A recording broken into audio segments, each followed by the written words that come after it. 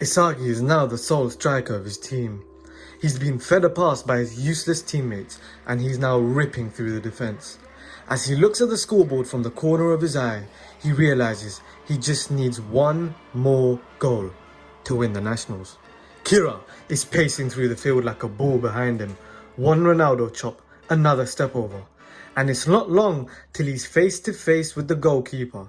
He fears nothing as he glares into the keeper's eyes with the sweat dripping down his forehead. The keeper is dazzled by the grace of Isagi as he exhibits his flair, and as the keeper rushes forward with a sudden rainbow flick, he leaps over the keeper and blasts it into the goal. 2-1. Once again, he had carried his team all the way to the final and now won the Nationals. Looking around, he walks through the pitch like a battlefield of fallen soldiers and smiles when he catches Kira in his sights. He's destroyed his dreams once again. Lifting the trophy as his team cheers, inside of his heart, he feels sort of empty. This isn't the feeling of winning. It was too easy. He had beaten Kira, but even Kira wasn't on his level. So what else was there to do? He had just won the Nationals, and he was sure sooner or later down the line he would be scouted for a big team and maybe go on to play for Japan. But it was also linear.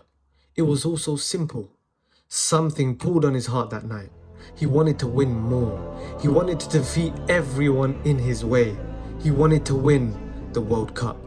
And that's when it happened. From out of nowhere, he receives a letter. Project Blue Lock? What's this about? Isagi asks as he stares at the letter. This was important. He had received it from the Japanese Football Association, so he had no choice but to go. The next day arrived slowly since he spent all night thinking of this letter. But outside some gates, he is met by a familiar but distasteful face. He remembered from their fateful fight yesterday. Kira glared at him with eyes of hatred. "You're here too, huh?" Kira asks.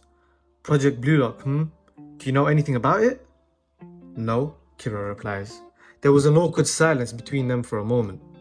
"Good game," Kira said. As he reached out his hand to Isagi, "You're a good player," and they shake hands. "Of course I am," Isagi replied, slightly aggravating Kira. "Let's go in then," Kira suggested. Suddenly, when they open the door, they are met with the dark auras of hundreds staring at them in silence. Kira notices most of these players as he points them all out to Isagi, who pays no attention. "I understand, Kira. This place is a gathering of strikers from different schools. But why?" But Isagi could also notice something peculiar.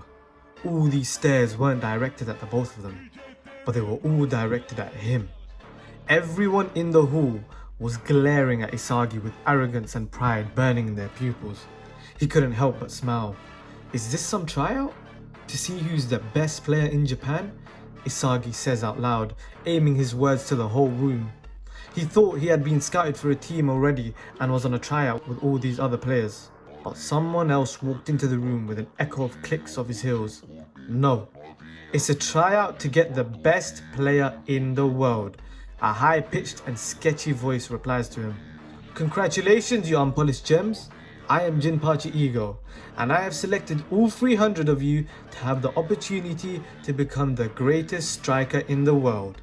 Ego explains the concept to all of them with his arms outstretched and a glint in his eye. Isagi's heart is pumping, his ego is roaring, and his emotions are skyrocketing. He balled up his fist in excitement. "This is it. This is what I've been looking for. How easy was it for me to find the den of the best in Japan for me to crush? Incredible! God is great," Isagi thinks in his head. "This is everything I've been waiting for. Everything he says is completely true. Ego is right. This is what I need." "Your greatest joy is scoring goals, nothing else," Ego says. "You live for the excitement of that moment. Now that's a striker, don't you think?" With a massive grin from ear to ear, Isagi dashes in and goes beyond the stage at full speed. This is it, my chance to crush those who call themselves the best.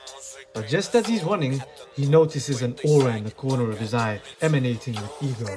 He doesn't know who it is, but something inside of him tells Isagi that whoever this guy is that he's insanely good. And on that thought, he smiled even more. So if you like that video, make sure you subscribe. or else I ain't writing and drawing a chapter 2. Because these type of videos take effort to do. First of all, I have to think of the story, which I've already done, I've planned it out and everything.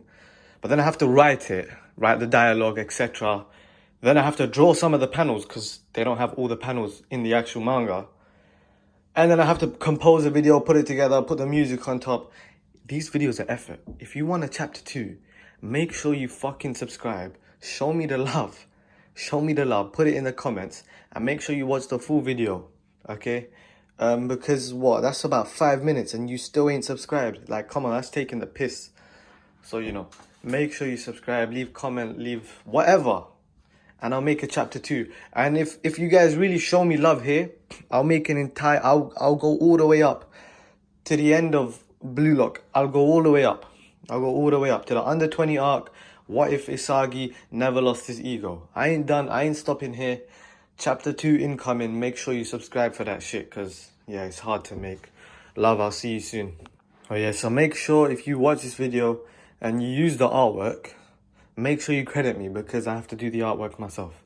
So, yeah.